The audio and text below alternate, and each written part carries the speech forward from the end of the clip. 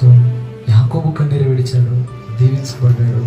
పాపాత్ములైన స్త్రీ కన్నీరు విడిచింది, ఆమె పరిశుద్ధురాలైంది. యేసుక్రీస్తు కూడా ఆయనకు అవసరం లేదు, కానీ ఆయన ఏం చేశాడంటే కన్నీళ్లతో రోధించాడట. ఆ రోదన ఏం చేసిందంటే పరలోకానికి అంగీకరించబడడానికి కారణం అంటే ఇప్పుడు పరలోకానికి మనం అంగీకరించబడాలి, నేను అంగీకరించబడాలంటే కారణం ఏమై ఉండాలంటే కన్నీళ్ళ ప్రార్థన అయి ఉండాలి. ఆమేన్, హల్లెలూయా, హల్లెలూయా.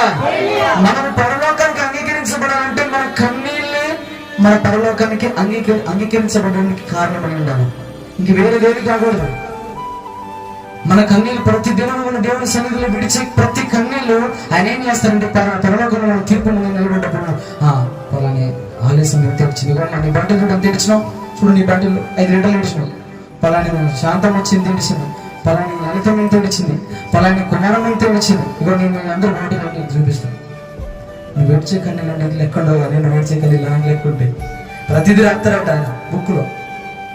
ఇప్పుడు ఒకవేళ ఇక్కడ ఏడ్చి మర్చిపోయి ఉండొచ్చు, అక్కడ చూపిస్తాడు. ఏం తెలిసిన బిడ్డ నా కోసం అక్కడ చూపిస్తాడు. అది మనకు చూసినప్పుడు ఆయన పెట్టుకుంటే ప్రభు ఎంత ప్రేమించాము.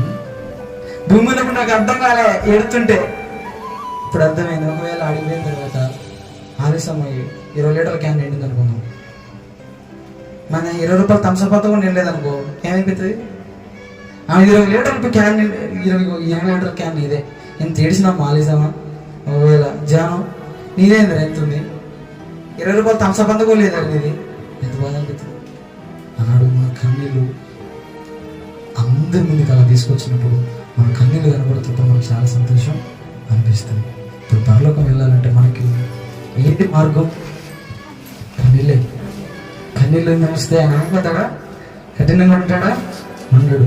నీ జీవితంలో నా జీవితంలో సమస్యలు ఏమొచ్చినా కూడా మనం కన్నీళ్ళతో పరిష్కారాన్ని వెతుక్కున్నాము గాక. యాకోబు దేవునితో పోరాడదాము గాక. పాపాత్మురాలైన స్త్రీ వలె ఆయన పాదాలను అట్లా ఆయన పాదాలను కడుగుదాము గాక.